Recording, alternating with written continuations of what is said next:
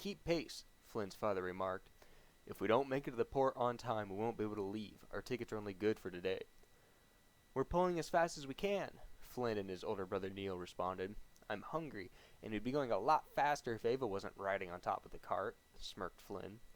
Flynn's head received the back side of his mother's hand quickly for his remark. Flynn, you know we can't take your younger sister's wheelchair to America, and with your father carrying the trunk and myself holding the baby who, thank God, is asleep right now, you know we need you two boys to pull more than your own weight.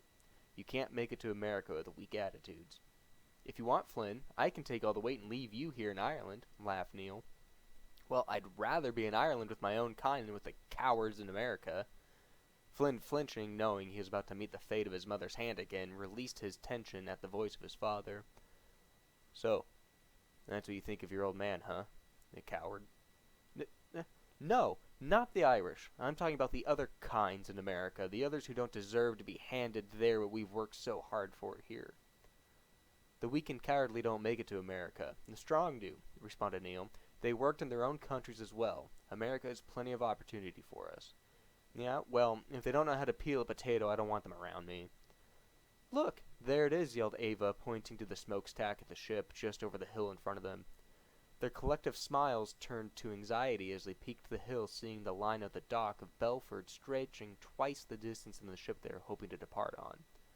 The horn of the ship signaled in the distance. Father turned to them.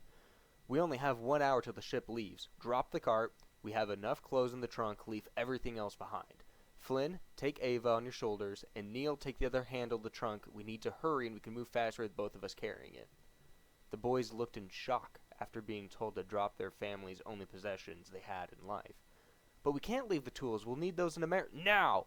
Interrupted Father, waking their baby brother Sullivan in their mother's arms.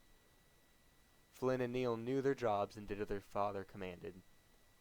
Rushing down the hill toward the dirt docks, not speaking a word, all they had to hear was the cries of Sullivan. Sullivan wasn't a loud baby, having been the smallest and most premature the midwife had ever seen birthed alive. His cries quickly drowned out by the sound of the commotion as they approached the crowd. Father started to weave around people left and right. Flynn's only hope was to keep an eye on Niall as not to be separated, while his sister was sitting on top of his shoulders holding onto his dark red hair for dear life. Not worried about his mother because of her height, they reached the back of the line, set down the trunk, and started to catch their breath. Father quickly turning to make sure everyone was present. Flynn set Eabha on the trunk so he could stretch his shoulders, and turned to his father. I'm sorry for questioning you. You're only thinking of the family, son. Reaching into his pocket, their father pulled out the boarding passes and handed them to Flynn. Think of the family and hold these tight, he said. Don't lose them. Father picked up one end of the trunk and dragged it forward after seeing the line moved a few feet, putting a temporary smile back on Eabha's face as she was riding the trunk. Flynn staring intently at the tickets, being afraid of even blinking, only listening to Sullivan's cries and his mother trying to calm him.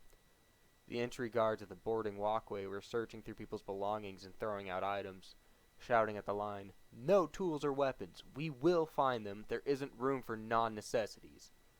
Well, I guess it's a good thing we didn't try to bring the cart then, huh? Said Niall. Flynn started to hear the baby calm down, and felt relief that he could stare at his tickets in peace.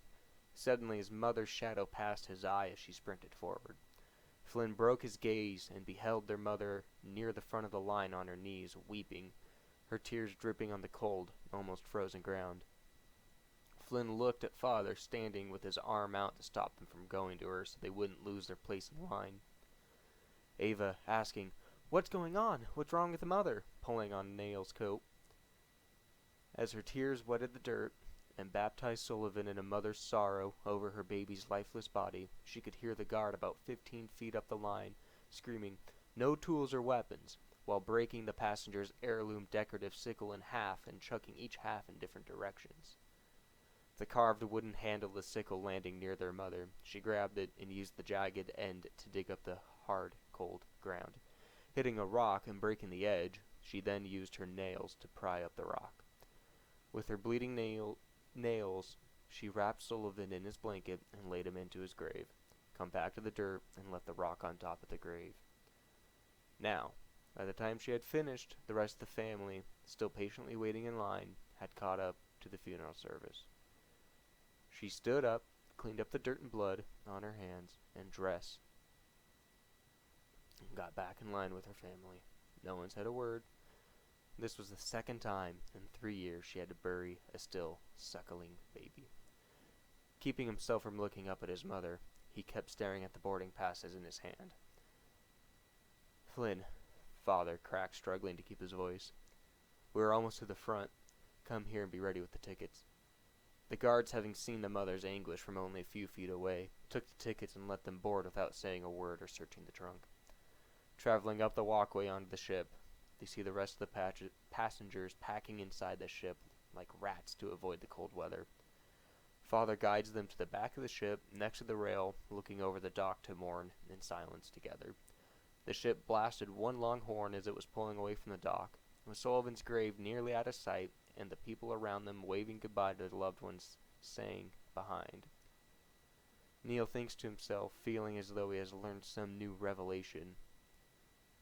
Only the strong journey to America.